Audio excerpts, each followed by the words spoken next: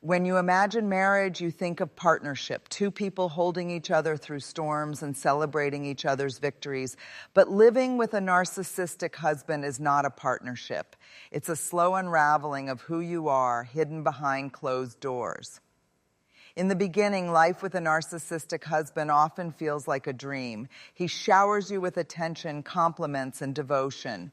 You might even think you've found the person who finally sees you.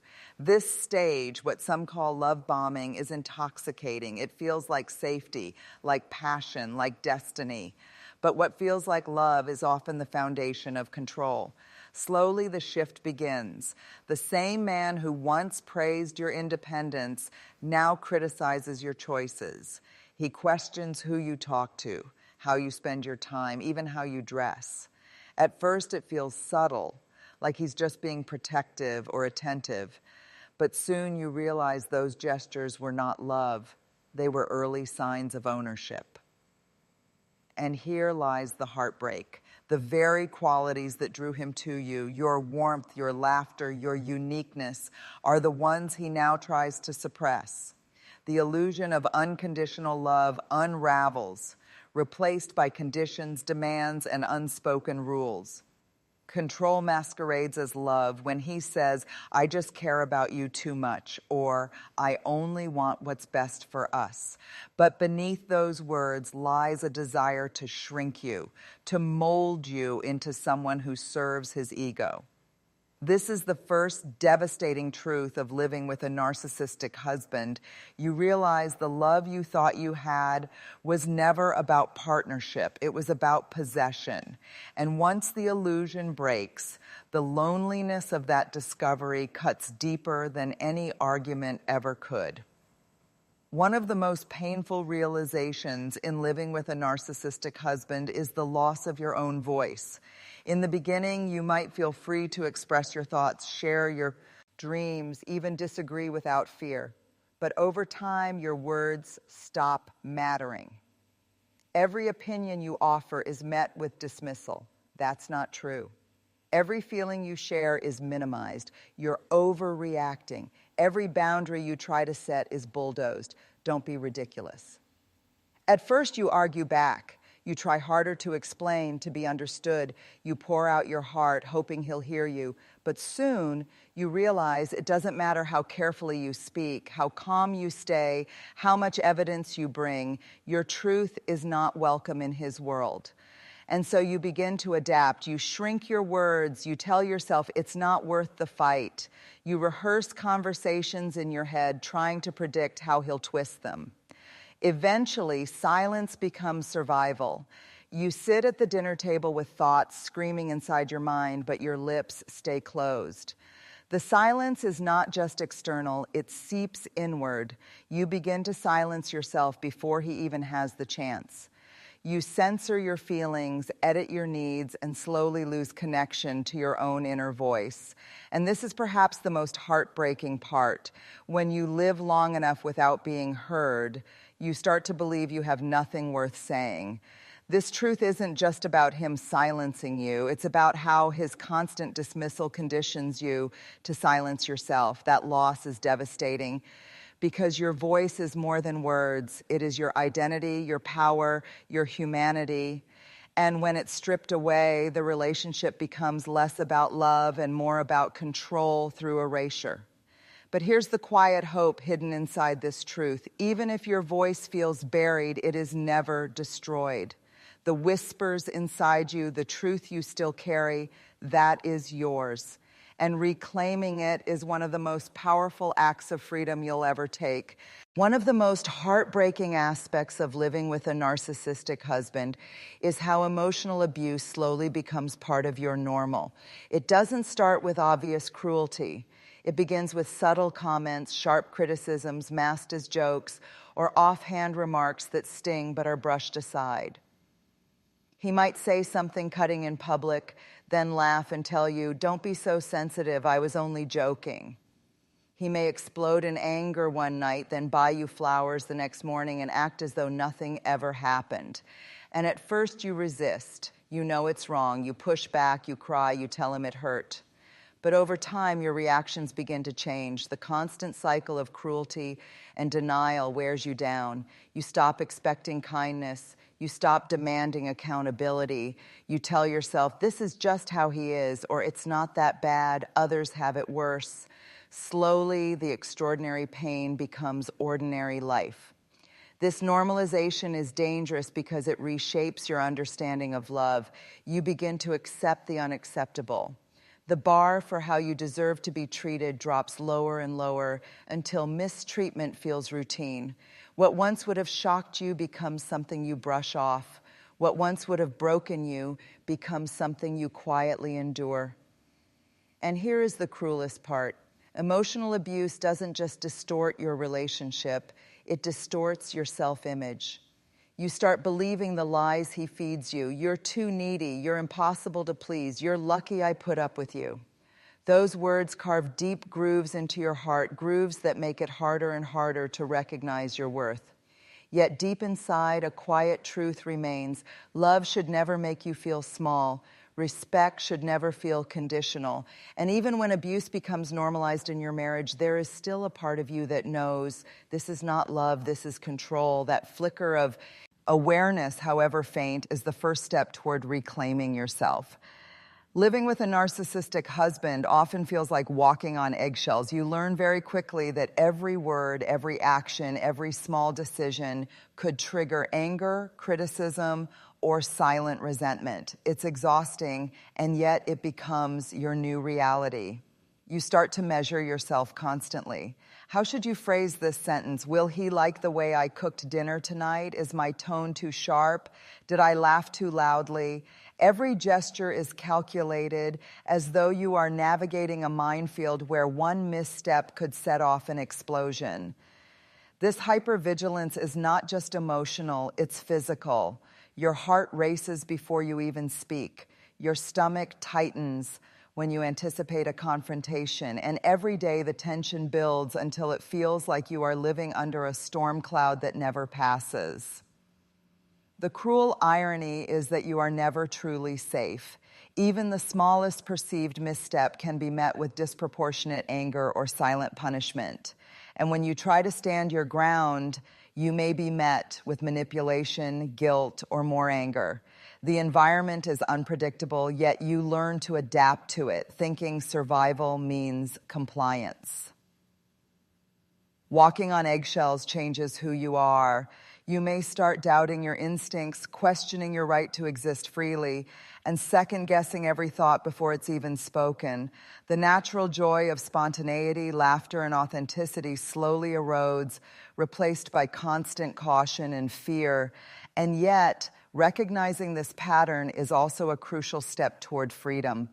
The very act of naming the fear, of acknowledging the hypervigilance, is a form of resistance. It is your heart reminding you that you deserve safety, that your voice, your presence, your laughter, and your peace matter. Perhaps one of the most insidious truths about living with a narcissistic husband is the experience of gaslighting. It starts subtly, almost imperceptibly. He contradicts your memory of events, denies promises he made, or tells you that your feelings are too dramatic. Or the pain of gaslighting is unique because it attacks your most fundamental sense of self. It's not just about being wrong in an argument. It's about being made to doubt your own existence, your memories, and your sanity. And the cruelty lies in the manipulation. He positions himself as the arbiter of truth, while you are left questioning your very ability to know what is real. Gaslighting isolates you further. You may begin to hide feelings or second-guess yourself around friends and family, worrying that you overreact or misunderstand. Slowly, your inner compass, the voice that once guided you, is muffled. You start looking outward for validation in places that can never truly provide it because your reality has been hijacked. Yet even in the midst of this confusion, there is hope. Awareness is the first crack in the illusion. When you recognize gaslighting for what it is, a deliberate distortion meant to control, you reclaim a piece of your power. Trusting your perception again, even in small moments, is an act of courage. It is a declaration that your reality matters, that your mind belongs to you, and that no one, no matter how close, has the right to make you doubt yourself. One of the most quietly devastating truths about living with a narcissistic husband is the sense of profound loneliness, even when you are physically together. You share a home, a bed, meals, and routines, but the connection, the emotional intimacy is absent. It's a solitude that pierces deeper than physical isolation because it is wrapped in the very place where you should feel most loved. He may be beside you, yet entirely absent. Conversations feel one-sided. Your words fall into a void where they are ignored, twisted, or met with indifference. You reach out emotionally, hoping for understanding, empathy, or comfort, only to be met with criticism, coldness, or deflection. This Ines is compounded by the constant need to protect yourself. You learn to suppress your desires, mask your pain, and hide your authentic feelings because revealing them risks anger or dismissal. In a relationship meant to be a sanctuary, you are left carrying your burdens alone. The paradox is painful. Living with someone does not always mean being seen. You might laugh together, attend family events, or maintain appearances, but inside your heart feels invisible. You long for connection, for acknowledgement, for someone to recognize your pain. And the hardest part is knowing that the very person who should provide this cannot or will not. Yet recognizing this loneliness is also a form of awakening. Naming it, feeling it, and acknowledging it is the first step toward reclaiming your emotional life. True companionship, real intimacy, begins not with him, but with yourself. And when you nurture yourself, honor your feelings, and create your own sanctuary, you reclaim a piece of the connection that was stolen from you. Living with a narcissistic husband slowly chips away at your sense of self. It rarely happens overnight. Instead, it's a quiet, persistent erosion that happens with every insult disguised as humor, every criticism framed as concern, and every small dismissal that accumulates over time. You begin to believe the subtle messages, you're not good enough, you always overreact, or no one else would put up with you. Words, actions, and attitudes that once might have stung temporarily now settle into your identity. You start to internalize them, weaving them into the fabric of how you see yourself. The loss of self-worth isn't just emotional, it affects every corner of your life. You doubt your decisions, question your instincts, and diminish your own achievements. The dreams you once held may feel impossible, unworthy, or irrelevant. You may and start comparing yourself to others, feeling less than, because his constant need to dominate and belittle has taught you that you are never enough. This erosion can leave you feeling trapped. Pow. One of the cruelest realities of living with a narcissistic husband is how hope keeps you chained to the very person who is hurting you. Despite the pain, despite the repeated cycles of cruelty, you cling to the belief that he might change. You remember moments of charm, tenderness, or rare kindness and tell yourself, maybe this is the real him, maybe things will get better. This hope is seductive because it taps into the deepest human longing, the desire to be loved, to be valued, to be seen. You replay memories of better times, exaggerate his apologies, and convince yourself that the next moment will bring the love and connection you crave. You tell yourself, I can fix this, I can help him, I can make us work. But the harsh truth is that narcissistic behavior is a pattern, not a temporary phase. Every improvement is often fleeting, a tactic to regain control, and the cycle inevitably repeats.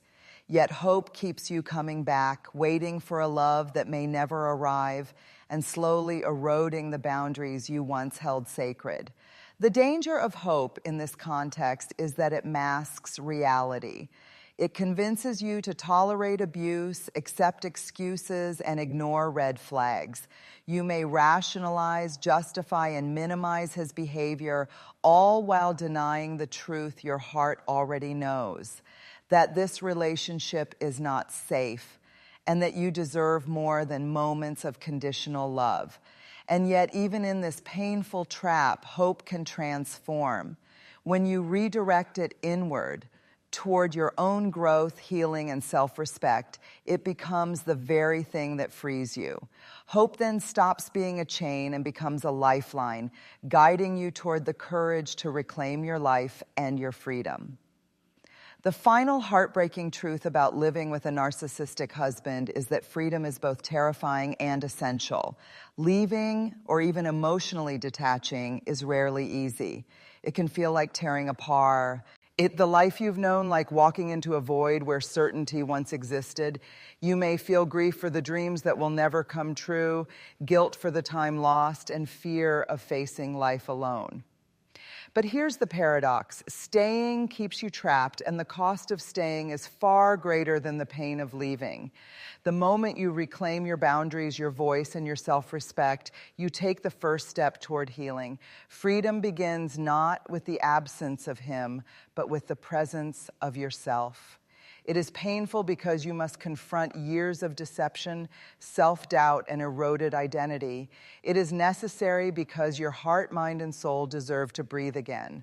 True love and respect begin with yourself, and freedom is the act of giving yourself what you've long been denied. Even the first small acts of independence, saying no, asserting your needs, removing yourself from harmful patterns, are monumental victories. They remind you that you are not defined by his behavior, that your worth is intrinsic, and that your life can be rebuilt on your terms. Freedom may be frightening, but it is also liberating. It allows you to rediscover who you are, to nurture your dreams, and to cultivate relationships built on genuine respect and love. In stepping away from the cage he created, you step fully into the life you were always meant to live. Living with a narcissistic husband is a journey through heartbreak, confusion, and erosion of self. But even in the darkest moments, there is a spark of truth. Your worth is not defined by his cruelty, your voice is not silenced forever, and your freedom is waiting for you. Healing begins the moment you reclaim yourself, your identity, your boundaries, and your inner strength. You are not responsible for fixing him, and you do not need his validation to know your value. Courage is found in choosing yourself and stepping away from manipulation and in trusting that a life of respect, love, and peace is possible. Though the pain may linger, every act of self-respect, every boundary you set, and every step toward freedom is a D. Ladies and gentlemen, jealousy is rarely loud. It's not always the dramatic outburst or the obvious glare across the room. More often, jealousy hides in subtle behaviors tucked into everyday interactions where it quietly erodes trust and connection. And the truth is, if we don't learn to recognize it, we can find ourselves questioning our worth, our success, or even our sanity. One of the most telling signs of jealousy is the backhanded compliment. On the surface, it sounds like praise, but underneath, it's laced with doubt, sarcasm, or even a quiet insult. It's like being handed a beautiful gift, only to open it and find it empty. Think about the phrase, "You look great," for someone your age. It seems flattering, but notice the undertone. It isn't really celebrating you. It's suggesting that you shouldn't look great, that you're an exception, and that somehow your worth is tied to a limitation. Or when someone says, "I didn't expect you to pull that off, but you did." That little phrase, "I didn't expect," tells you everything. It's not admiration, it's surprise that you could succeed. The tricky thing about backhanded compliments is that they leave you in an emotional tug of war. Part of you wants to accept the praise, but another part of you feels unsettled, almost insulted. And that's the point. Jealousy uses backhanded compliments as a way to disguise insecurity. It's like saying, I see your success, but I need to frame it in a way that makes me feel less threatened. Here's the truth. When people are genuinely happy for you, their words feel light, clean, and wholehearted. You don't have to dissect them or wonder about their meaning. Genuine compliments sound like, I'm so proud of you. You inspire me. You deserve every bit of this. There are no hidden hooks in those words. But a jealous person struggles with that kind of honesty instead of outright say, I wish I had what you have. They mask it with half praise, half criticism. They hand you sugar coated with vinegar. And over time, if you're not careful, these disguised remarks can chip away at your confidence. The important lesson here is this. Don't absorb the poison hidden in a backhanded compliment. Recognize it for what it is, a reflection of their insecurity, not a measure of your worth. You don't need to argue, defend yourself, or call it out every time. Sometimes the most powerful response is simply to smile, say thank you, and move forward knowing their words are about them, not you. Because here's the truth. Your shine doesn't need their validation. A backhanded compliment says more about the shadows in their heart than it does about your light. Another hidden behavior of jealousy is when someone constantly downplays your achievements. Instead of celebrating your hard work, they try to reduce it, dismiss it, or strip it of meaning. It often sounds like, you're so lucky, or it wasn't that big of a deal, or anyone could have done it. But here's the truth. Achievements don't happen by accident. They happen because of effort, sacrifice, persistence, and courage. When someone minimizes what you've accomplished, what they're really saying is, your success makes me uncomfortable, so I need to frame it as less than it is. Imagine spending months working late nights, sacrificing weekends, pouring yourself into a project, and when it finally pays off, instead of hearing, I'm so proud of you, you get, well, I guess the timing was just right. That kind of comment isn't about reality, it's about insecurity. Jealousy struggles to celebrate others because acknowledgement feels like loss. In their mind, your success is proof of their lack. What makes this behavior dangerous is its subtlety. If you're not aware, you might start believing it. You might start thinking maybe it really wasn't a big deal. You might shrink your own celebration or silence your own joy.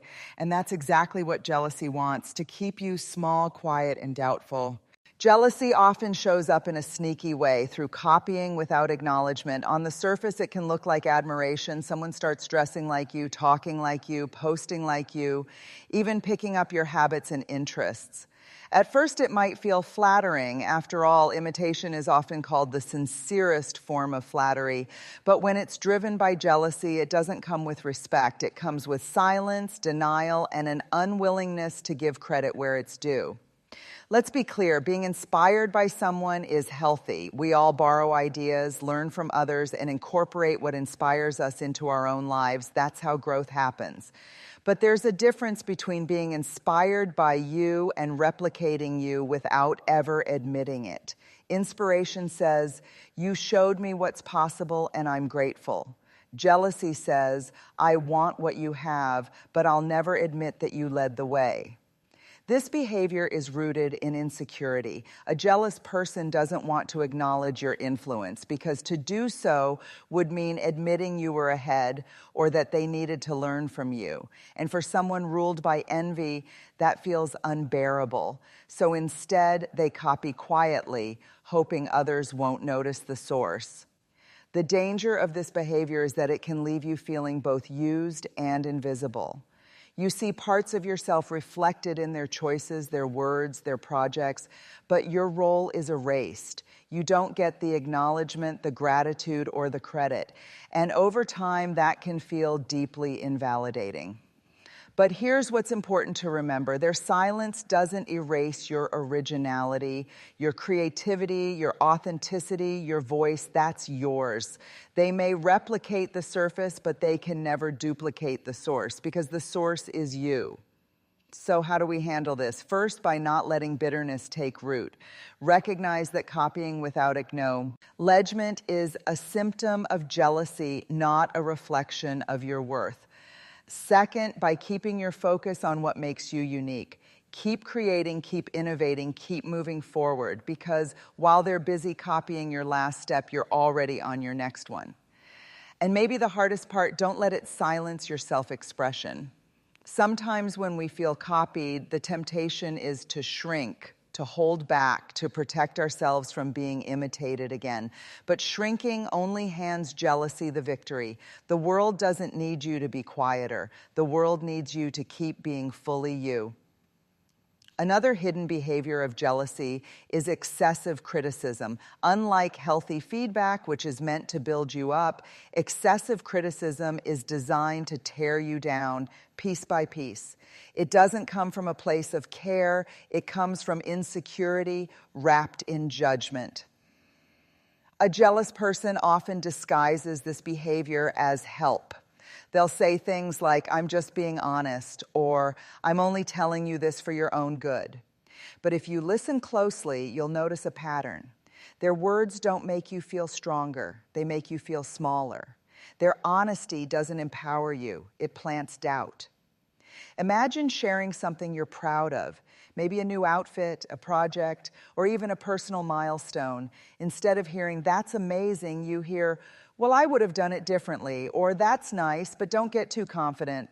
Little by little, these remarks chip away at your confidence, and that's the goal. Excessive criticism is jealousy's way of balancing the scales. If they can't rise up, they'll try to pull you down.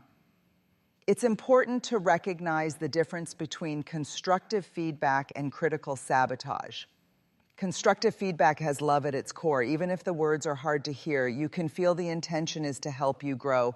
Excessive criticism, however, has fear at its root. It's not about your growth. It's about their discomfort with your progress. Here's the truth. People who feel secure in themselves don't need to nitpick others. They don't have the energy to fight. One of the most painful signs of jealousy is when someone secretly or not so secretly celebrates your struggles. Instead of offering comfort when you stumble, they feel relief. Instead of helping you up, they quietly take satisfaction in your fall. This behavior often hides beneath a mask of concern. They might say, "Oh, that's too bad," but behind their words, you can almost hear a quiet sigh of satisfaction. Sometimes it shows up in subtle smiles, in tones that feel a little too light when they're delivering bad news about you. Other times, it reveals itself in silence. When you go through a tough time and the people you thought would support you are suddenly absent, because your struggles are secretly feeding their sense of balance. Why does this happen? Because jealousy thrives on comparison. To someone who envies you, your wins feel threatening, but your struggles feel like justice.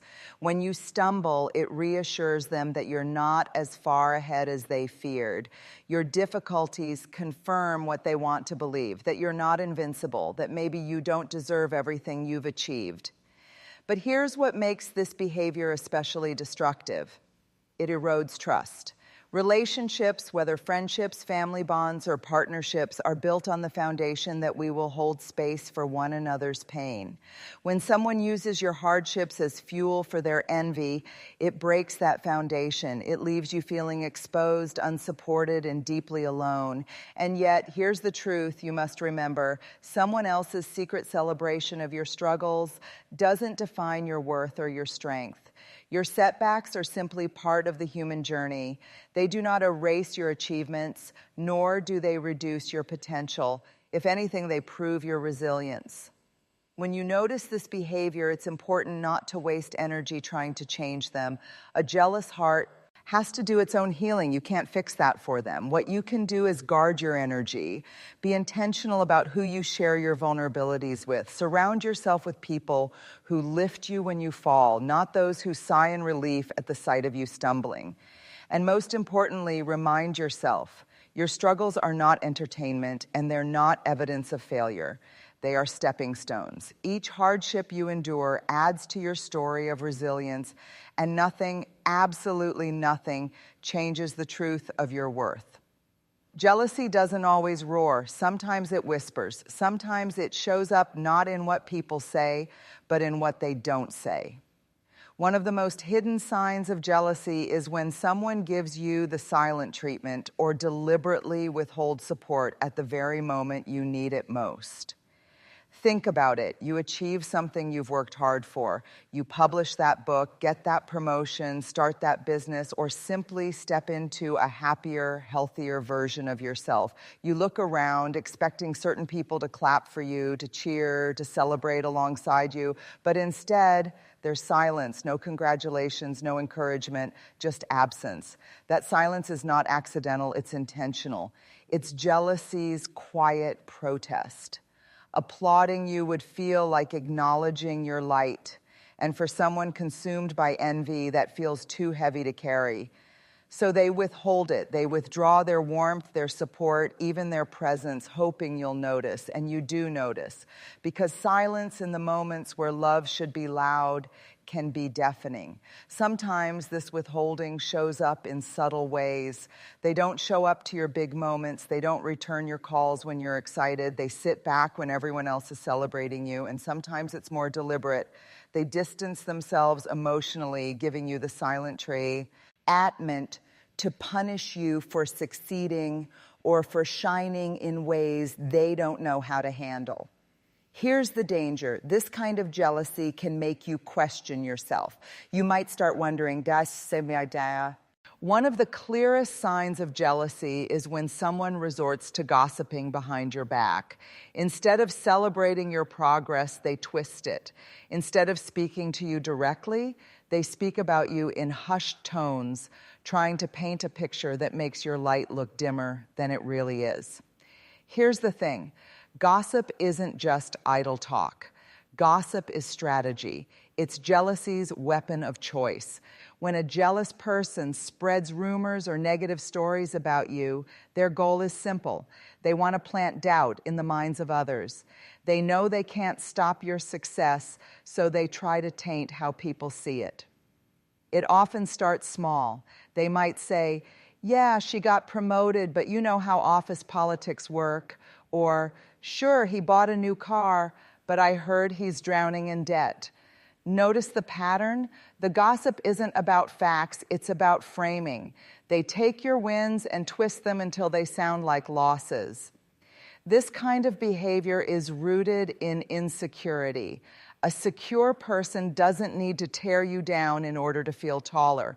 But jealousy thrives on distortion. It whispers, if I can make others question them, then maybe I won't feel so far behind. The tragedy is that instead of using their energy to build themselves up, jealous people use it to chip away at others. And gossip is especially damaging because it's not just about you, it's about community. It undermines the trust that relationships are built on.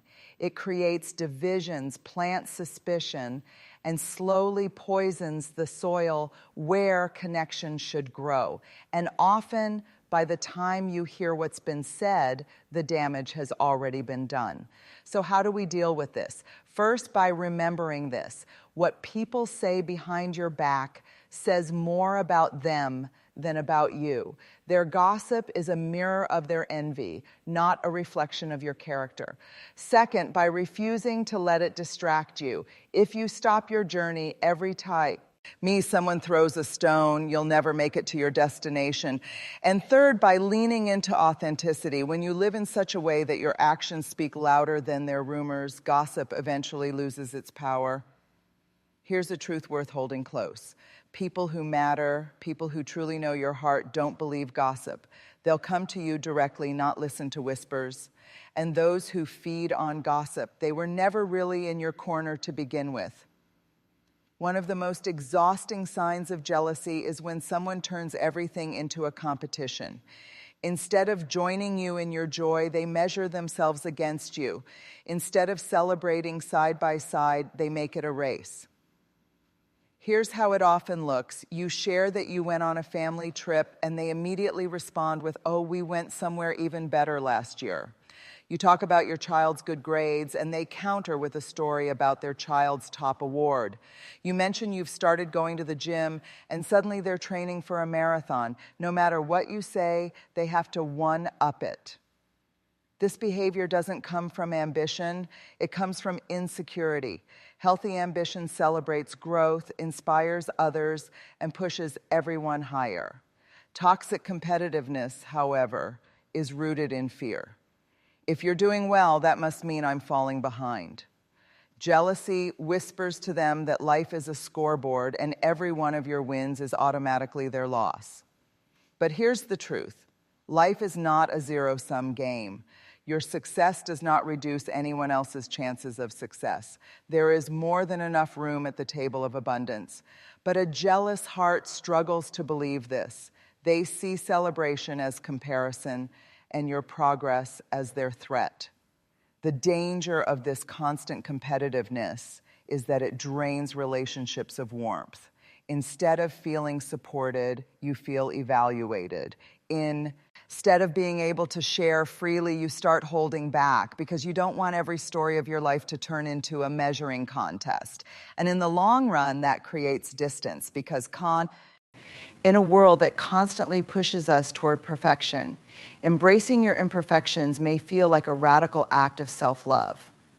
From the moment we are born, we are conditioned to strive for flawless achievements, polished appearances, and perfect behaviors. But let's be clear about one thing: perfection is not real. It is a construct, a social standard that keeps us trapped in a cycle of self-criticism and comparison. We all have flaws, scars, mistakes, and wounds that make us uniquely human. The first step in truly respecting yourself is to embrace those imperfections, to honor the parts of you that are not flawless. It is in our imperfections that our authenticity shines through. When we hide our flaws, we hide the essence of who we are. We create an illusion that we are somehow not worthy of love, success, or acceptance unless we fit a certain mold. This is where disrespect begins when we deny our own humanity. What if, instead of seeing our imperfections as weaknesses, we saw them as the very source of our strength? Our scars are evidence of our survival, our mistakes are proof of our growth, and our vulnerability is the birthplace of connection. The more we embrace our imperfections, the more we allow ourselves to be fully seen by others. We no longer need to wear a mask to fit in or to gain approval. We can walk in our truth, knowing that the world doesn't need us to be perfect, it needs us to be real. It's also important to recognize that perfectionism is a shield against vulnerability. When we are obsessed with being perfect, we are actually protecting ourselves from the deep emotional risks of being truly seen. But living behind that shield keeps us disconnected from the world and, more importantly, from ourselves. It prevents us from having meaningful relationships and living with true freedom. When we embrace our imperfections, we open ourselves up to new experiences and opportunities. We invite growth, love, and understanding into our lives. Think about the people you admire most, the ones who inspire you, who seem to live with courage and confidence. I can almost guarantee that they are not flawless. In fact, many of the most remarkable people have lived through their own struggles and have learned to turn their imperfections into assets. It is through their vulnerabilities that they connect with others, inspire change, and make an impact. Their imperfections don't diminish their power, they amplify it. The next time you feel the urge to criticize yourself for a flaw or mistake, pause. Instead of judging yourself, ask, what can I learn from this? How can this imperfection guide me toward a deeper understanding of myself? Your imperfections do not define your worth. They are simply pieces of the larger, more complex puzzle of who you are. When you embrace them, you step into your full power, and that is where true respect begins. We need to let go of the idea that we must always be put together or on top of things. Life is messy, beautiful, and unpredictable, and that's what makes it worth living. When we accept that we are works in progress, we allow ourselves the space to grow and evolve. Every mistake, every flaw, every challenge is a part of that journey. Embrace it, because it is through these imperfections that you will find your true strength. In embracing your imperfections, you set the stage for greater compassion for yourself and for others. When you see that everyone has their own struggles and vulnerabilities, you develop empathy. You begin to understand that no one is immune to hardship and that we are all in this together. This connection is what fosters respect not only for others, but for ourselves as well. One of the most powerful steps you can take toward respecting yourself is to release the need for constant approval from others. In our society, we are conditioned from a young age to seek validation. We're taught that our worth is linked to how well we perform in the eyes of others, whether it's getting the highest grades, excelling in our careers, receiving compliments about our appearance, or accumulating social media likes. And this constant hunger for validation leaves us exhausted and disillusioned because we are chasing something that is never truly ours to possess. The more we rely on external approval, the more we disconnect from our authentic selves. The need for approval often stems from fear of rejection, fear of judgment, and fear of not being enough. It's natural to want to be accepted and loved by those around us. However, when we place our sense of self-worth in the hands of others, we give up control of our own identity. We allow others to define who we are, how we behave, and how we feel about ourselves. We begin to make decisions based on what will please or impress those around us rather than what aligns with our own values, desires, and needs. This is not self-respect. This is self-neglect. When you seek approval, you are essentially saying, I don't trust myself enough to know what's best for me. You are giving away your inner power to people who may not even fully understand your true essence. The truth is, the people whose approval you are seeking are likely just as uncertain and vulnerable as you are. They, too, are often looking for approval from others. And so the cycle continues, creating a world where everyone is dependent on others' validation, yet no one is truly free. Imagine how liberating it would feel to wake up every day knowing that your worth is not dependent on how others perceive you. Imagine being able to take bold, authentic steps toward your dreams without the fear of what others will think. This is the power of letting go of the need for approval. But letting go is not easy. It requires a deep shift in mindset and a willingness to challenge long-held beliefs. It means understanding that you are not responsible for others' opinions or feelings. Their reactions are not a reflection of your value. They are simply reflections of their own experiences, biases, and perceptions. You cannot control how others see you, but you can control how you see yourself. When you stop seeking approval, you begin to show up in the world as your true, unfiltered self. You start making choices that reflect your deepest values and aspirations, rather than trying to fit into a mold that someone else has set for you. And here's the amazing part: the more you honor your true self, the more you will attract the people who are meant to be in your life, those who love you not for the mask you wear, but for the person you truly are. This shift also allows you to step into your own leadership. When you no longer care about pleasing everyone, you free yourself from the suffocating pressure to conform. You make decisions from a place of confidence, knowing that your path is your own, and you trust that the right opportunities will come your way. You trust that the people who are meant to be in your life will see you and appreciate you for the unique gift you are. In short, you stop living in the shadow of others' expectations and start living in the light of your own. It's important to acknowledge that letting go of the need for approval doesn't mean you will never face criticism. In fact, letting go of approval makes you more resilient to criticism because you no longer see it as a threat to your worth. When you don't seek approval, criticism no longer has the power to wound you in the same way. Instead, you are able to take it as constructive feedback, something that can help you grow, but not something that defines you. The journey of letting go of the need for approval begins with self-acceptance. It's about saying to yourself, I am enough as I am. I don't need to change or shrink or perform in order to be loved or respected. I deserve love simply because I exist. This doesn't mean you stop caring about others or stop wanting meaningful connections. It means that you understand that your value is intrinsic and not based on others' judgments. You begin to prioritize your own well-being, your own voice, and your own truth. Here's the hard truth: no matter how hard we try, we cannot please everyone. There will always be people who won't like us, who won't agree with our choices, or who won't understand our path. And that's okay. Their disapproval doesn't diminish your worth or your right to live authentically. You are not here to live for someone else's happiness or validation.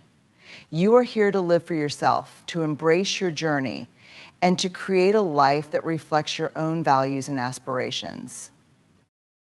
So the next time you find yourself seeking approval, ask yourself, what would happen if I didn't need anyone else's validation to be okay with who I am? Embrace the freedom that comes from knowing that your worth is not something that can be given or taken away. It is something that you own from the inside out. Boundaries are one of the most powerful tools you can use to protect your peace, but setting them is often one of the hardest things to do. For many of us, the idea of setting boundaries feels uncomfortable. We fear disappointing others, appearing selfish, or causing conflict.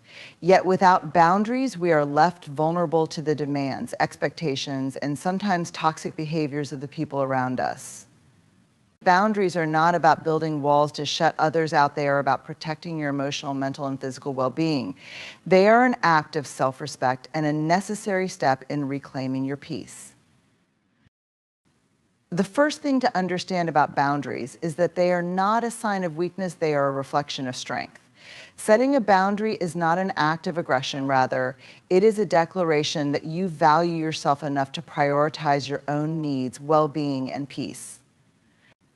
The moment you begin to protect your peace by setting healthy boundaries, you are signaling to the world that you are in control of your own life and that you are no longer willing to allow anyone or anything to disrupt your inner harmony. Boundaries are an essential form of self-care. They create space for you to breathe, think, and operate in the world from a place of strength rather than reacting out of exhaustion, resentment, or frustration. Imagine if you were always saying yes to everyone else's requests or expectations, never allowing yourself time to recharge, reflect, or simply rest. Over time, this would drain you physically, emotionally, and mentally. You would lose sight of your own needs, desires, and boundaries, and the result would be burnout, stress, and an overall sense of disconnection from yourself. By setting boundaries, you protect yourself from this depletion. It's important to recognize that boundaries come in many different forms. They can be physical, emotional, mental, and even spiritual. A physical boundary could be something as simple as saying no to attending an event that you don't have the energy for.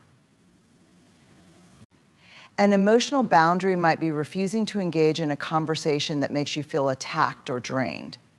A mental boundary involves guarding your thoughts and refusing to let others impose their beliefs or opinions on you, especially when they conflict with your own values. And a spiritual boundary might be choosing not to allow negative energy or toxic people to disrupt your inner peace. Setting boundaries requires self-awareness. It starts with knowing what drains you and what lifts you up. When we are not clear on our own limits, we are at the mercy of others. But when we become attuned to our emotional, mental, and physical needs, we can begin to create space where we feel safe, grounded, and empowered. This awareness helps us know when to say yes to what nourishes us and no to what depletes us. A significant part of setting boundaries is learning to say no without guilt. We often feel the need to explain ourselves or justify our decisions when we decline an invitation, request, or demand. But the truth is, you don't owe anyone an explanation for protecting your peace. Your peace is yours to preserve, and it's a non-negotiable. The more you practice saying no, the more you will notice that your energy is more aligned with your needs, and you will feel more at peace with your decisions. Saying no to others is a way of saying yes to yourself. The challenge lies in overcoming the discomfort that often comes with setting boundaries. We fear the judgment of others or feel guilty for putting ourselves first. But we must remember healthy relationships are built on respect, and that respect starts with respecting yourself.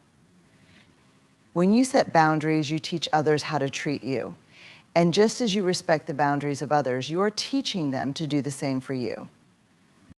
It's also important to realize that setting boundaries is not a one-time thing, it's an ongoing practice. As you grow and evolve, so too will your boundaries. Some relationships may require firmer boundaries, while others may need more flexible ones. The key is to continuously check in with yourself and evaluate whether your boundaries are still serving you and whether they need to be adjusted.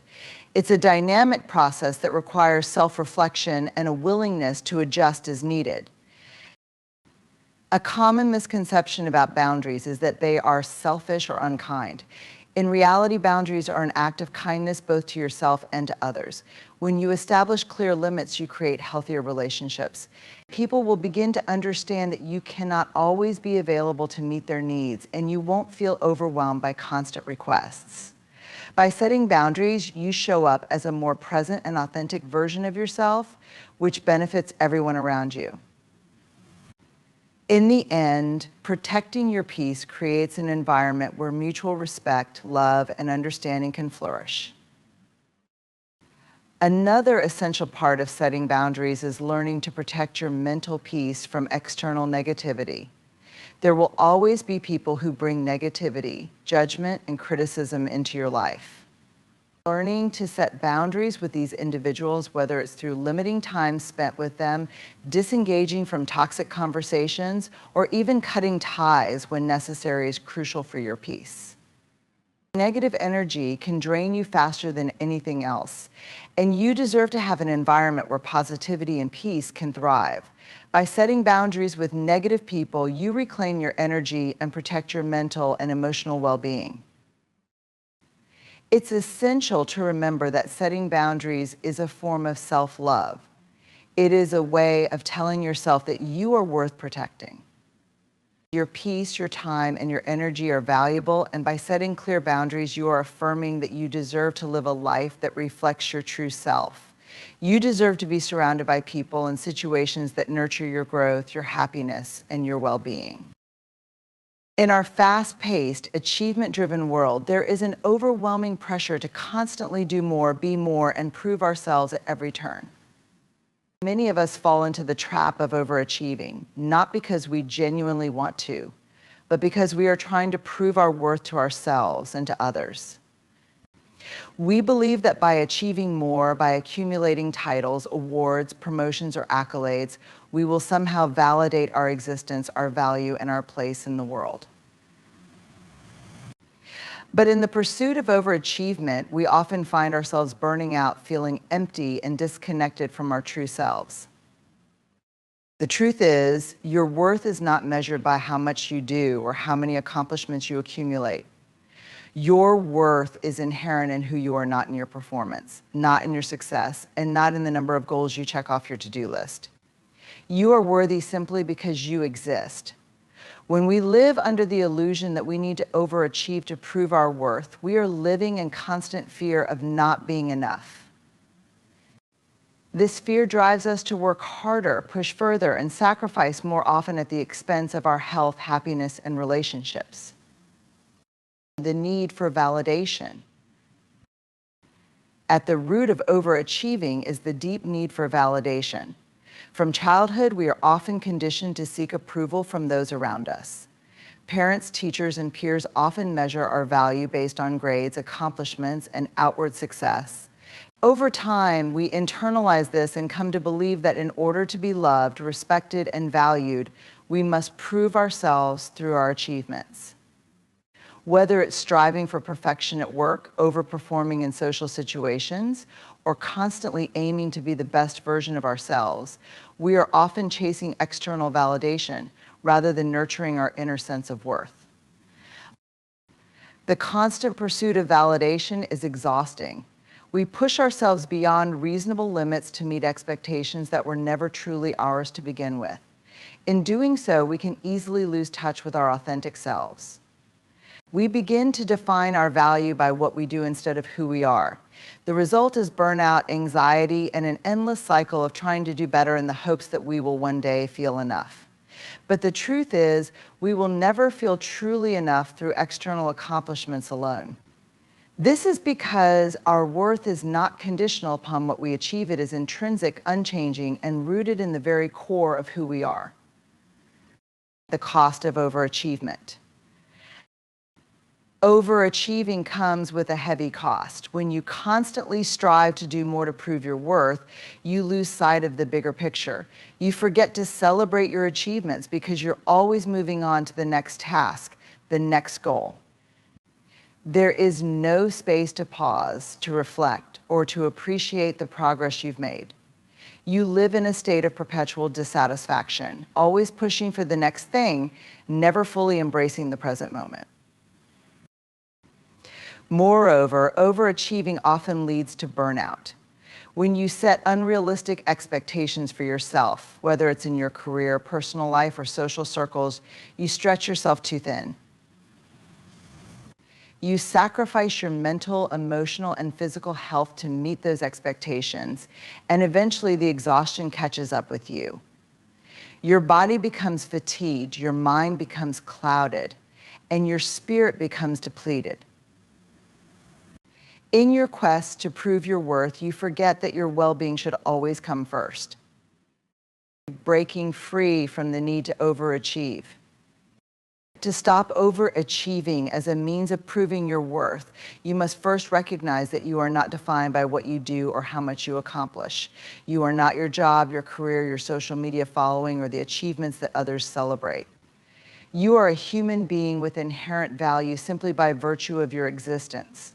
Your worth is not dependent on how much you can prove yourself, but on the simple fact that you are enough, just as you are. To break free from this cycle, you must begin to shift your mindset. Start by practicing self-compassion. Acknowledge that it is okay to not be perfect, to not always succeed, and to not constantly be striving for more. It's okay to rest, to take a break, and to acknowledge your accomplishments without feeling the need to immediately move on to the next challenge. Embrace your imperfections and understand that they are part of what makes you unique and valuable. One of the most powerful ways to stop overachieving is to redefine what success means to you. Success does not have to be measured by external standards of achievement or approval. Success is not about how much you do, it's about how you show up in the world, how you live your life with authenticity, kindness, and integrity. It's about how you nurture your relationships, take care of your mental and physical health, and live in alignment with your values. When you begin to define success on your own terms, it becomes less about proving yourself to others and more about living a life that feels fulfilling to you. Another key to stopping overachieving is learning to set boundaries. Overachieving often stems from a fear of not being good enough, leading us to say yes to everything and everyone in order to prove ourselves. But setting boundaries allows you to honor your time, your energy, and your well-being.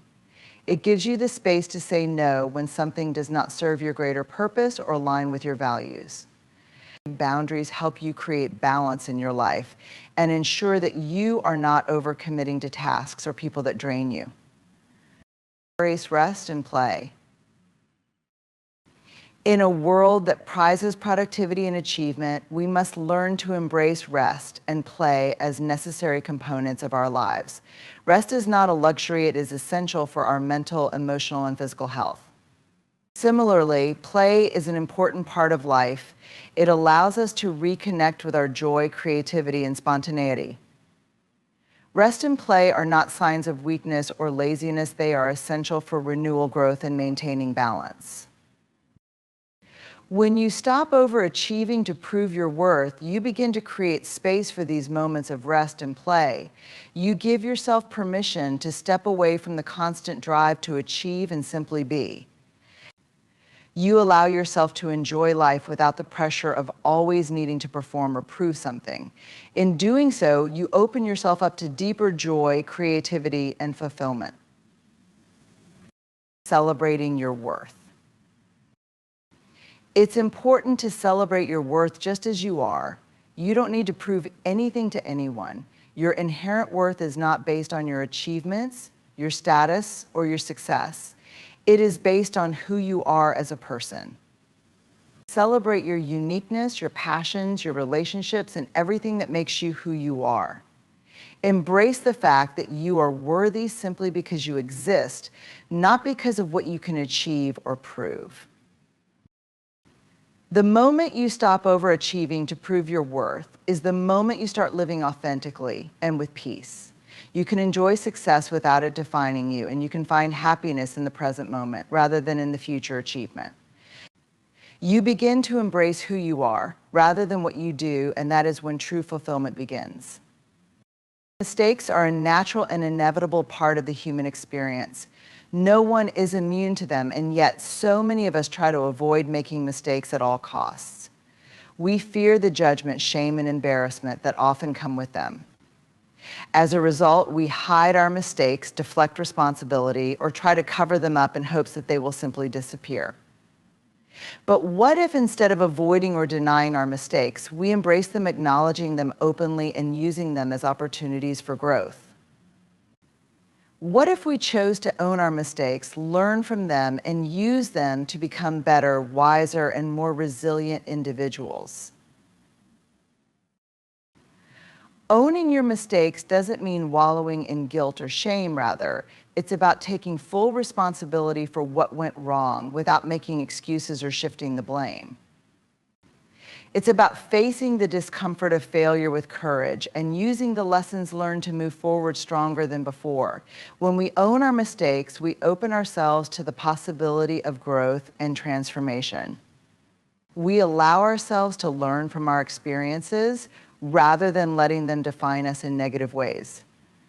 When we talk about being married to a narcissist, we're not talking about ordinary marital struggles. We're talking about living in a home that looks normal on the outside, but inside feels like a war zone of manipulation, silence, and pain.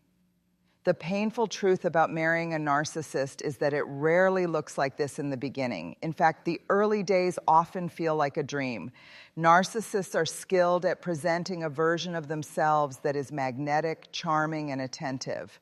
They study you, mirror your desires, and make you feel seen in a way that's intoxicating. In those first moments, you feel like you found someone who understands you at your deepest level. They shower you with affection, praise, and attention, what many call love bombing. It's overwhelming in the best way. You believe this is what real love is supposed to feel like, effortless, exciting, and full of promise. But the disguise doesn't last. Slowly, the mask begins to slip. The charm that once felt warm now feels calculating. The affection that once felt unconditional becomes transactional. You notice small cracks, the subtle criticism, the need to control, the disregard for your feelings. What started as a fairy tale begins to twist into something unrecognizable. And that is why this beginning is so painful, because when the mist clears and the reality sets in, you're not just grieving the relationship you have, you're grieving the one you thought you had. The truth is, you fell in love with a mask, not the real person, and realizing that is like having the ground ripped out from under you. One of the most painful truths about being married to a narcissist is realizing that their love always comes with conditions. In the beginning, it might have felt unconditional, like you were cherished simply for who you are. But over time, you begin to notice the pattern. Their affection is given when it serves them and withheld when it doesn't. It feels like you are constantly auditioning for their approval. If you praise them, meet their demands, or play the role they want you to play, you may get a smile, a kind word, or even a fleeting moment of closeness. But the moment you set a boundary, express your own needs, or fail to feed their ego, that affection disappears. You're met instead with coldness, irritation, or silence.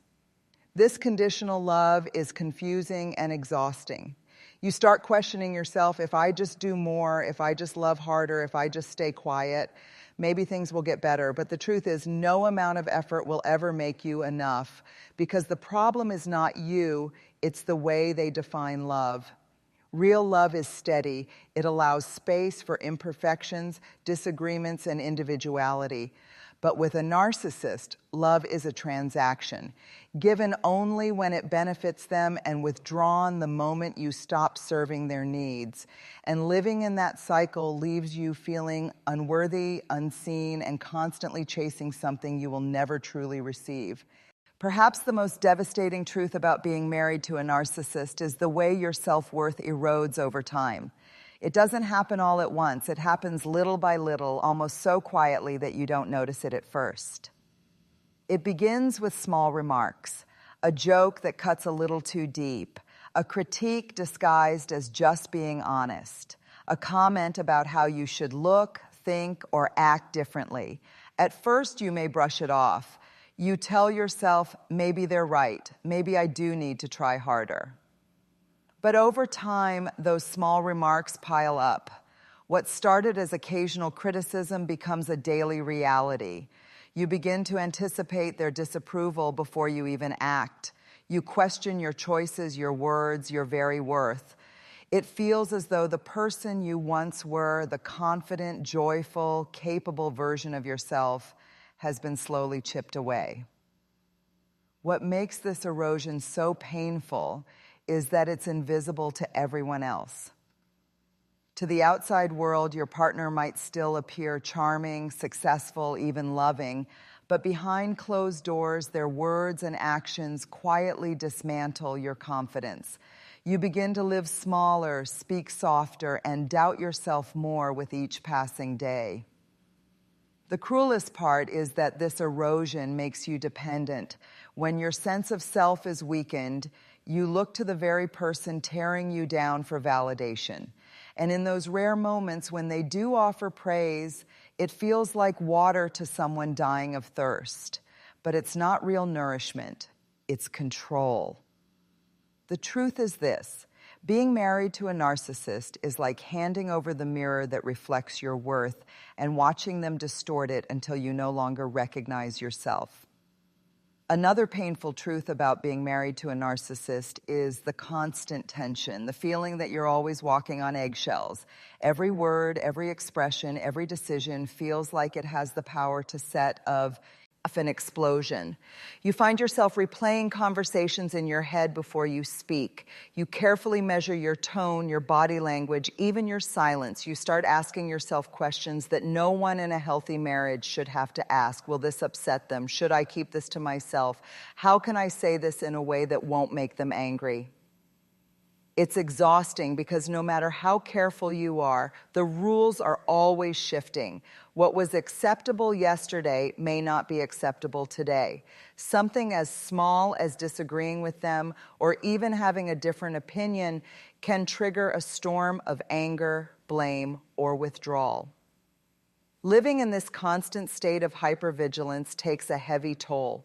Your nervous system is always on high alert, scanning for danger. Instead of feeling safe in your own home, you feel trapped in survival mode. And over time, you start to silence yourself, not because you have nothing to say, but because speaking your truth feels too risky. This is the heartbreaking reality. Love should feel like freedom, but with a narcissist, it feels like captivity. You lose not just your voice, but the ease and joy of simply being yourself. Walking on eggshells is not the same as love. It's fear dressed up as keeping the peace. And the longer you live that way, the more you begin to forget what peace even feels like. One of the most painful but subtle truths about being married to a narcissist is how they slowly, methodically, and almost invisibly isolate you from the people who love you most. It doesn't usually start with outright demands. Instead, it begins with little comments, I don't think your friend really likes me, or your family doesn't understand us. At first, it feels like they just want more of your attention or that they're simply misunderstood. But gradually, you notice the pattern. Every friend, every family member, every outside connection becomes a threat to their control. They'll complain that you spend too much time with others, create drama to discourage you from going out, or make you feel guilty for seeking comfort anywhere but with them. The isolation doesn't always look like control. It often comes disguised as love. Why do you need them when you have me, they might say. But slowly your circle shrinks. Calls go unanswered, visits become rare, and before you know it, the safety net of people who would see the truth and remind you of your worth has been pulled away. This isolation is deliberate because without your community, you have fewer mirrors reflecting back the person you truly are. You're left with only their distorted version of you, a version they can criticize, belittle, or manipulate at will. And perhaps the most painful part is the loneliness. You can be sitting in the same room as your spouse, but feel utterly alone. You miss your friends, your family, your freedom. You long for someone to really see you. But when you're isolated, it feels like there's no one left to call. Here's the truth. Healthy love expands your world. Narcissistic love shrinks it. If you find yourself smaller, quieter, and more cut off from the people who matter to you, know that it's not by accident. It's part of the cage they built around you.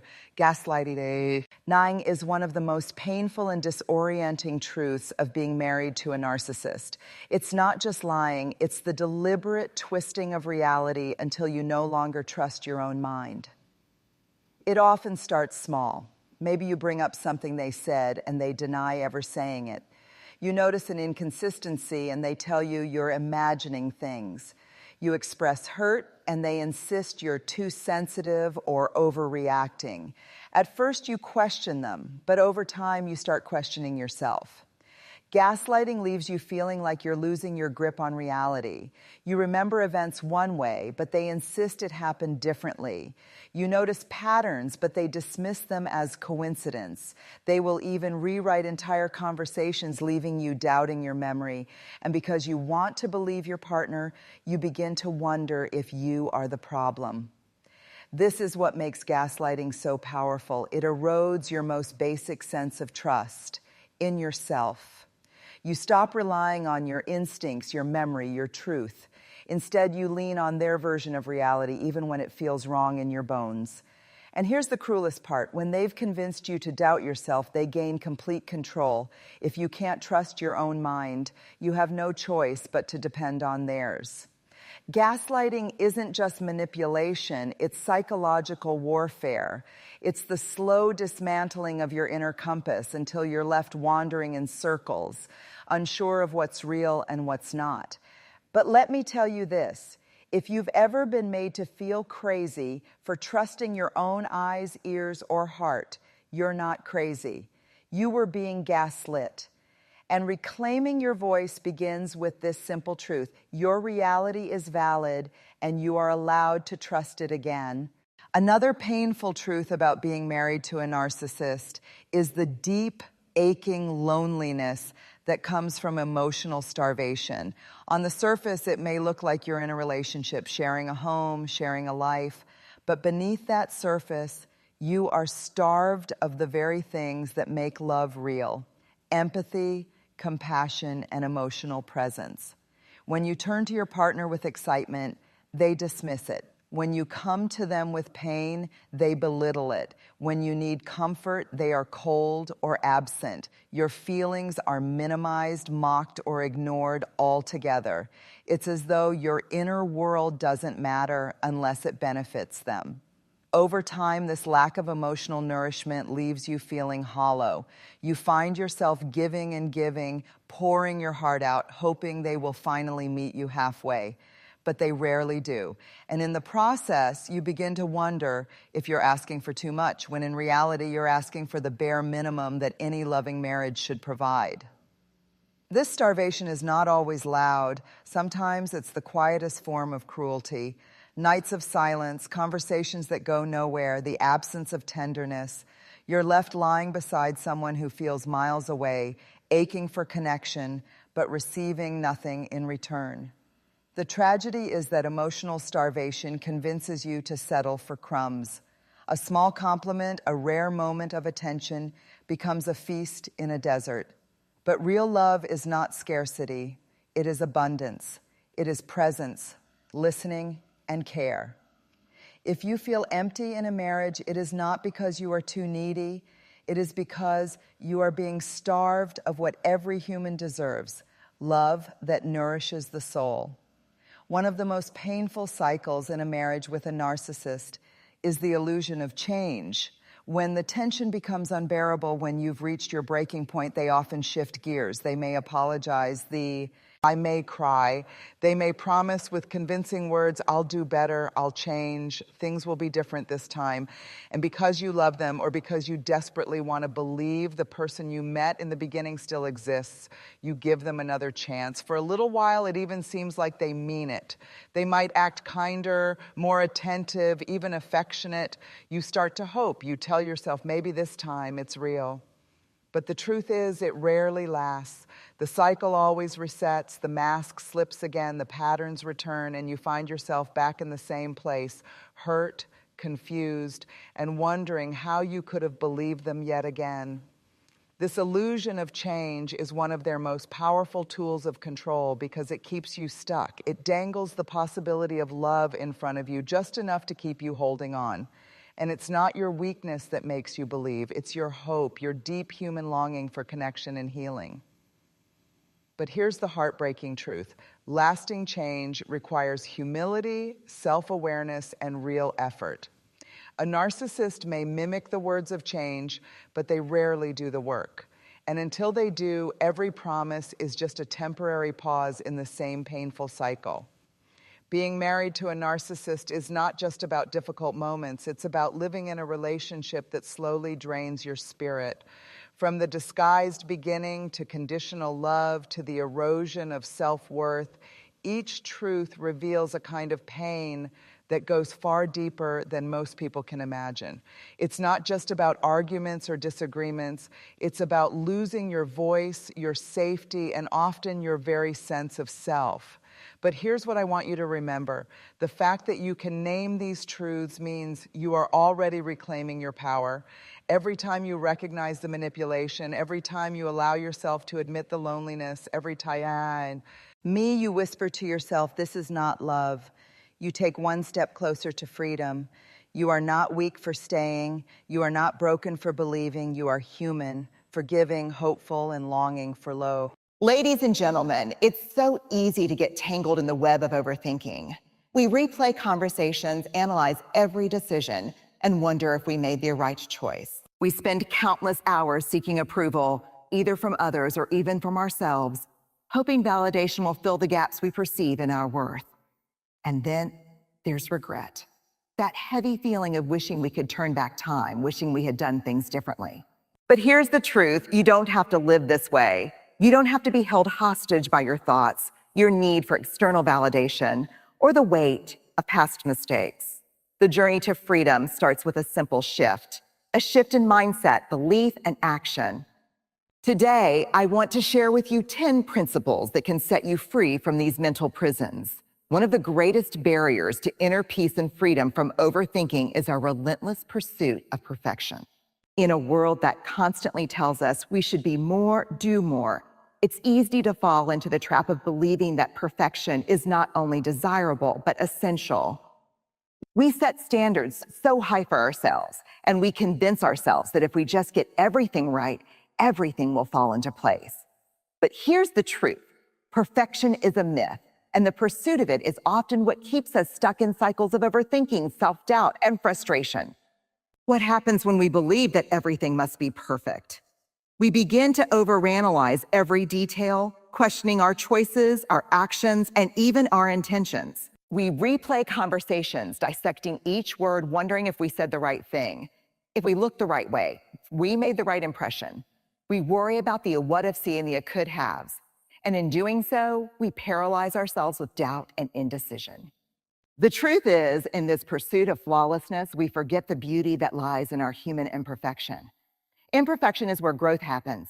It's where creativity is born, where mistakes are turned into lessons, and where resilience is built. Think about the most impactful moments of your life. How many of them were shaped by challenges, mistakes, or moments of uncertainty? More often than not, it's the messy, unpolished experiences that lead to our greatest growth.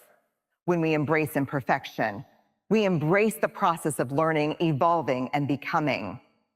It's important to understand that imperfection doesn't mean failure. It doesn't mean settling for mediocrity or neglecting excellence. Instead, it means acknowledging that you are human, flawed, imperfect, and yet inherently worthy.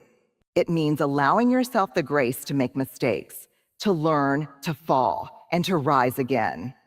When you release the need for everything to be perfect, you open up the space for authenticity, for true connection, and for the freedom to just be yourself without the burden of unrealistic expectations. This shift isn't easy. We live in a world that celebrates polished, flawless images and promotes perfection as the ultimate goal. But the truth is that perfectionism is often rooted in fear, the fear of being judged, the fear of not being enough, the fear of rejection. And when we live from a place of fear, we close ourselves off from the very things that make life rich and meaningful: vulnerability, connection, and the courage to be imperfect. So I challenge you to let go of perfectionism. Let go of the need to have it all figured out. Let go of the fear of making mistakes. Choose to embrace imperfection. Choose to honor your growth, your journey, and the beautiful mess that is your life. When you do this, you set yourself free from the tyranny of overthinking and the endless pursuit of approval. You give yourself permission to show up, to be human, and to experience life in all its imperfect beauty. Because here's the thing, when you embrace imperfection, you open the door to your true potential. It's about showing yourself kindness, understanding, and acceptance, especially when you feel flawed or unworthy. It's about recognizing that your worth is not tied to your accomplishments or how others see you, but simply in the fact that you are here, alive, and doing your best. When you allow yourself to be human, you stop striving for perfection and start living from a place of authenticity and self-acceptance. This principle is a reminder that life isn't about perfection. It's about living fully, embracing the messiness, and being compassionate with yourself through it all. You are not meant to be perfect. You are meant to be real, to be authentic, and to embrace every part of who you are, the flaws, the strengths, the triumphs, and the challenges. So give yourself permission to be human. Give yourself the grace to stumble, to grow, and to evolve. And in doing so, you'll find that you are enough exactly as you are. One of the most profound gifts we possess as human beings is our intuition. The inner compass that guides us, whispers the truth, and helps us navigate through the complexities of life. Yet, despite its power, many of us ignore, doubt, or suppress this intuitive wisdom in favor of seeking external advice or validation. We overthink, ask others for their opinions, and second-guess ourselves, often undermining our own ability to make decisions. But here's the truth. Your intuition is a powerful, trustworthy guide, and learning to trust it is one of the most liberating steps you can take on your journey to freedom. At its core, intuition is a deep, instinctual knowing. It's that quiet voice that speaks to you in moments of stillness, that gut feeling that tells you whether something feels right or wrong. It's not always logical, and it doesn't always make sense in the conventional sense of reason, but it is rooted in your experiences, your inner wisdom, and your subconscious mind. When you trust your intuition, you are allowing yourself to be guided by something far greater than logic or external opinions. You are trusting your inner truth. However, many of us have been conditioned to doubt this inner voice. From a young age, we are taught to rely on logic, facts, and external validation. We are encouraged to seek others' opinions, to make decisions based on what makes sense, and to follow a prescribed path laid out by society. We are taught that if we can't explain why something feels right or wrong, it isn't trustworthy. That intuition doesn't always follow logic, and that's okay. In fact, it often works in ways that transcend our conscious reasoning, offering us insights and wisdom that we can't always articulate, but that we can deeply feel. Trusting your intuition is not about making decisions purely based on fleeting emotions or whims. It's about tuning in to the deeper layers of your being, the subtle nudges, the gentle pulls, the moments of clarity that arise when you quiet your mind. It's about learning to listen to your body, your heart, and your soul, and allowing those messages to inform your actions. When you trust your intuition, you start to align your decisions with your authentic self, rather than with what others expect or what you think you should do.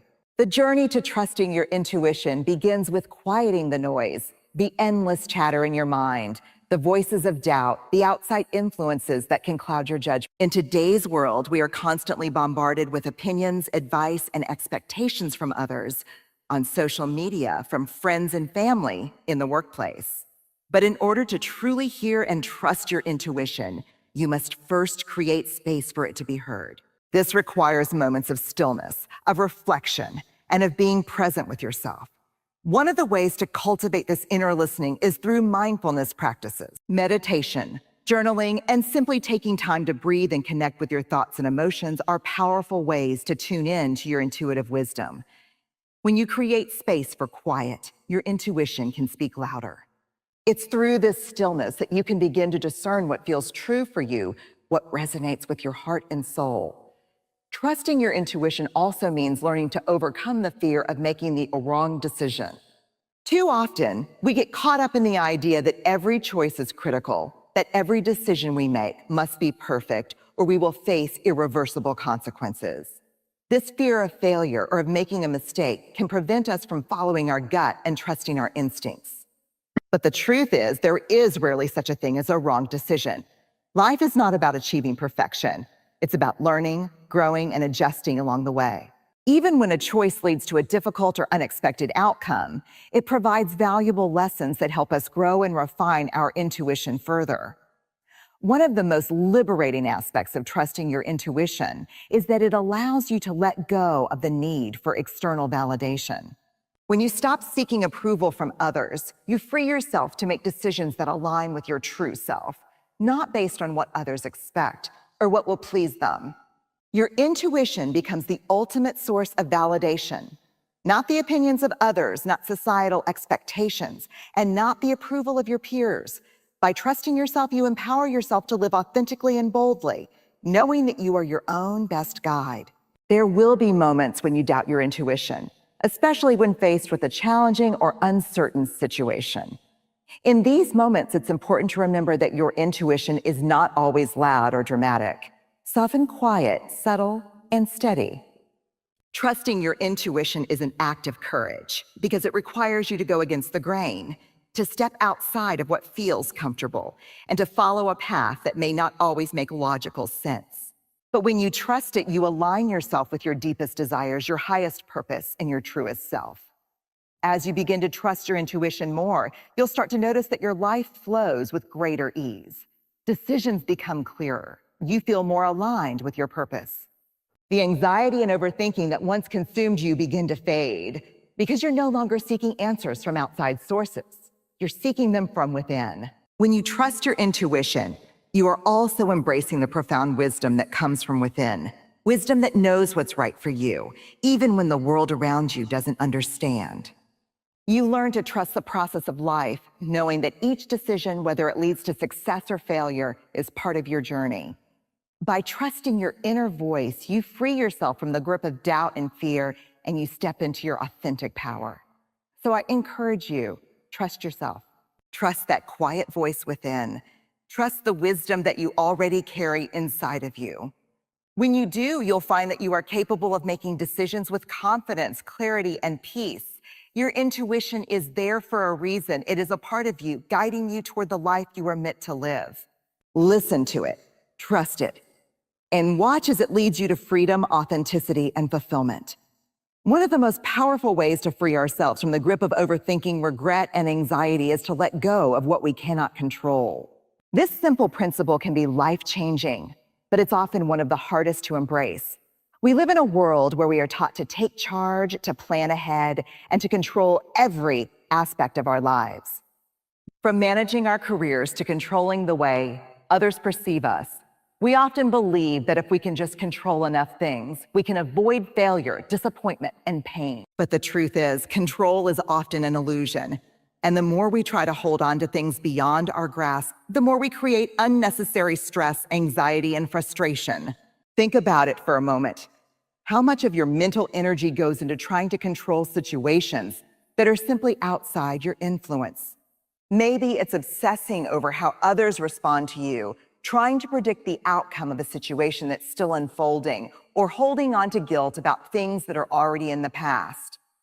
These are all forms of trying to control the uncontrollable, and they weigh us down. The reality is, there are so many things in life that we cannot control: other people's actions, the future, the weather, the past, and even many of the circumstances we find ourselves in. Life has a rhythm and flow that we cannot always anticipate or plan for. And while it's true that there are aspects of life where we can exert influence, like our own behavior, our responses, and our choices, there are also many moments when we simply have to let go and trust that the universe will unfold as it is meant to. One of the most important things to understand is that attempting to control everything causes a lot of unnecessary stress. It creates an underlying anxiety that we carry with us, an anxiety that is fueled by the belief that if we don't stay on top of every detail, something will go wrong. This kind of thinking leaves us exhausted, mentally drained, and in a constant state of worry. It takes away our peace and keeps us stuck in cycles of overthinking and second-guessing ourselves.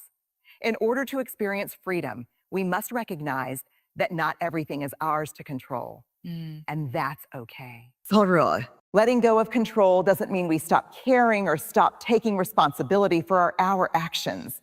It doesn't mean we resign ourselves to passivity or apathy. Rather, it means we stop obsessing over the things that are beyond our reach and begin to focus our energy on what we can control: the present moment, our reactions, and the choices we make moving forward.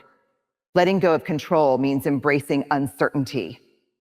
It means acknowledging that we can't predict every outcome, and that's part of the beauty of life.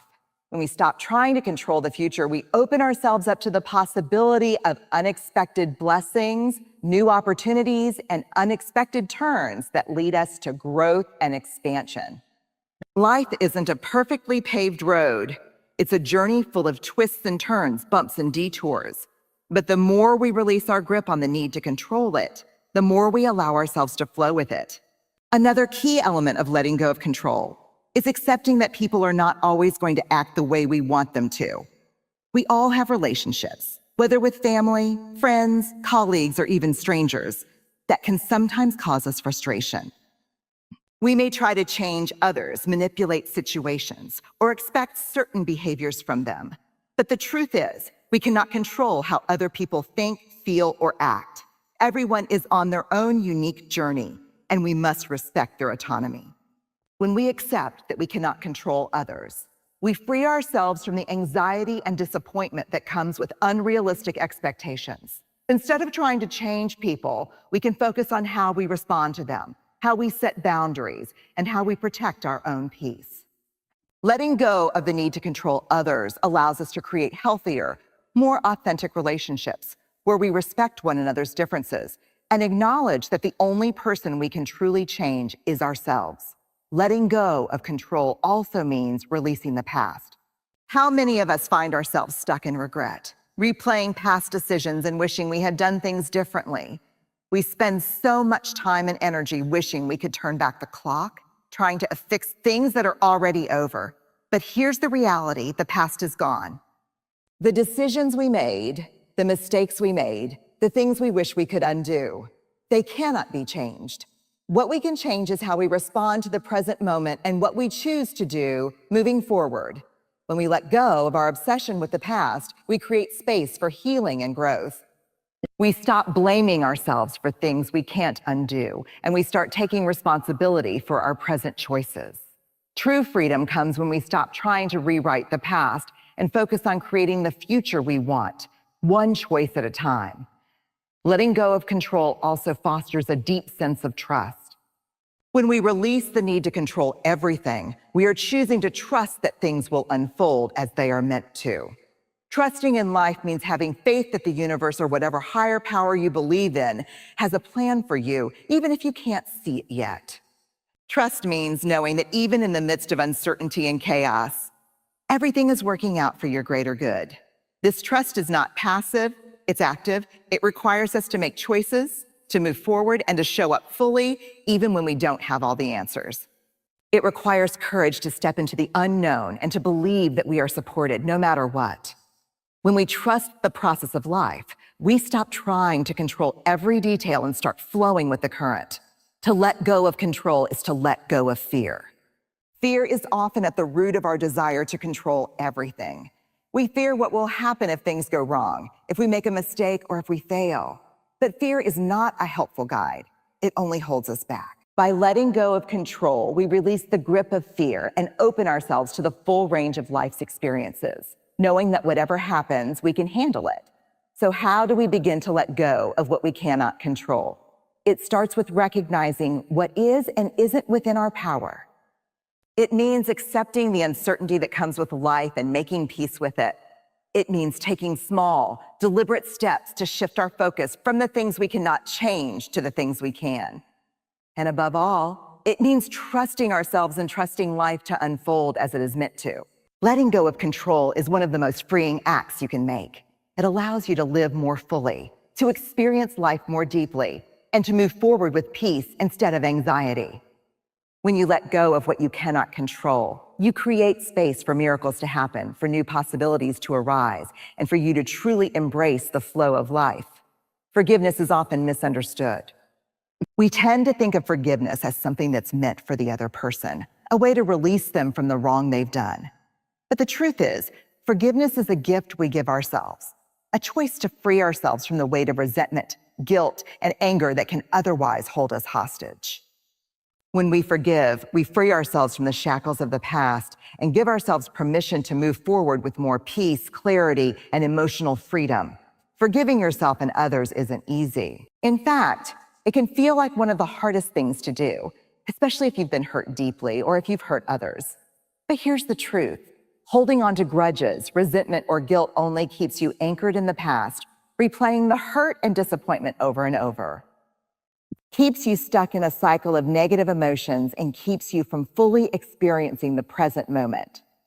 Forgiving yourself especially can be incredibly difficult.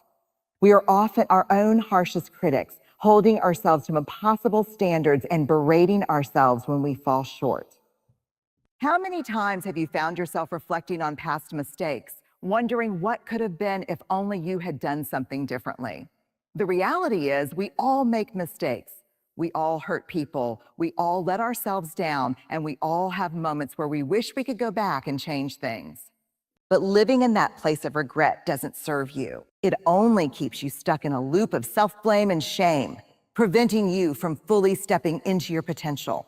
Forgiving yourself means releasing yourself from the burden of those past mistakes. It means recognizing that you are human and that imperfection is a natural part of being alive. When you forgive yourself, you acknowledge that while you may have made mistakes, those mistakes do not define you. They are simply part of your learning process, part of your growth. You are not your mistakes. You are a person who is constantly evolving, learning, and growing. Forgiveness also means letting go of the need to be perfect. Many of us hold on to the idea that we must always do things right, that if we make a mistake, it's a reflection of our worth. But the truth is, perfection doesn't exist, and trying to achieve it only creates unnecessary suffering. Forgiving yourself means accepting your flaws and imperfections and treating yourself with the same compassion and understanding you would offer to a friend. It's about choosing to see your humanity and honoring the fact that growth often comes through the challenges we face. So how do you forgive yourself? It starts with self-compassion, being kind and gentle with yourself, especially in moments when you feel like you failed. Instead of beating yourself up for what you did wrong, acknowledge that you are doing your best and that your mistakes don't take away from your worth. You are allowed to make mistakes. You are allowed to learn, grow, and change. Forgiving yourself is not about excusing your actions or forgetting what happened. It's about choosing to release the weight of guilt, shame, and regret, and giving yourself permission to heal. Forgiveness of others is just as important. When we hold on to anger, resentment, or bitterness towards someone who has wronged us, we carry that weight with us. It's like drinking poison and hoping the other person will suffer. The truth is, when we refuse to forgive others, we are the ones who are hurt the most. We are the ones who remain trapped in the pain of the past, unable to move forward. Forgiveness of others doesn't mean condoning their actions or pretending that what they did wasn't wrong. It doesn't mean that you have to continue to tolerate harmful behavior or allow them back into your life. Forgiveness simply means releasing the hold that person has on your peace and your heart. It means choosing to let go of the negative emotions tied to that person or situation so that you can reclaim your emotional freedom. Often, we think that forgiving someone means we have to reconcile with them or even forget what they did. But true forgiveness is about freeing yourself from the emotional grip that person has on you. It's about choosing to release the anger and pain, even if the other person never apologizes or acknowledges their wrongdoing. When we forgive others, we give ourselves the space to heal and to move forward without being weighed down by the past. Forgiveness is not an overnight process. It's something that takes time and inner work. It's a conscious decision to choose peace over bitterness, healing over resentment, and love over anger. It's about recognizing that the person who wronged you is also human, and they may have made mistakes just like you. It's about choosing to release them from your heart and mind so that you can create room for new, healthier experiences and relationships. But what about the fear that if you forgive, you'll somehow be letting the other person off the hook? It's common to think that forgiveness means excusing the hurt that was caused or that you're giving the other person permission to hurt you again. But in reality, forgiving someone is not about them. It's about you. It's about freeing yourself from the grip of the past and reclaiming your power. Forgiveness is a way of saying, I will not let this define me anymore. I will not let this situation steal my peace. I am choosing to move on. Forgiveness also has a profound effect on our mental and physical health. Studies have shown that holding on to anger and resentment can lead to increased stress, anxiety, and even physical ailments like high blood pressure or heart disease. When we forgive, we release that toxic energy and we create space for peace and healing.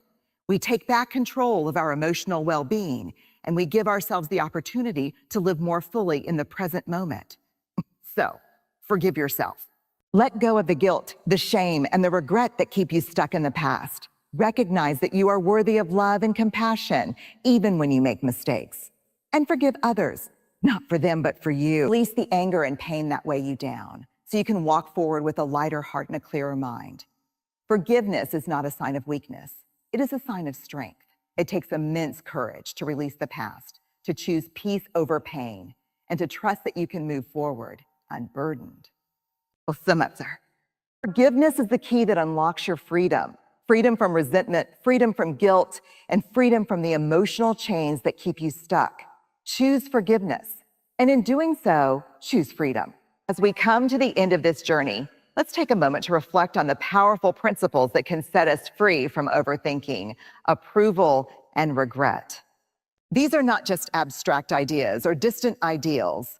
They are actionable steps we can take every single day to liberate ourselves from the burdens that keep us stuck. Embrace the power of self-compassion. You don't need to be perfect, and you certainly don't need to have all the answers. By letting go of perfection and allowing yourself the grace to make mistakes, you open the door to a life of deeper connection to yourself. Trust your intuition because it knows the way when your mind is clouded with doubt. It's a constant, quiet guide that's always there to help you navigate the twists and turns of life. And above all, let go of the need to control the uncontrollable. There is so much beyond our influence, others' actions, the future, and the past. The more we fight against this reality, the more we anchor ourselves in anxiety. But when we release our need for control, we reclaim our peace and step into a life where we can flow with life rather than constantly resisting it. Forgiveness of ourselves and others is the key to unlocking that freedom. Forgiving ourselves for our mistakes and forgiving others for their wrongs is the only way to release the past and step into the present unburdened.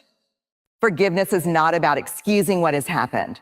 It's about choosing to free yourself from the chains of resentment and guilt, giving yourself the space to grow, heal, and embrace the life that's waiting for you.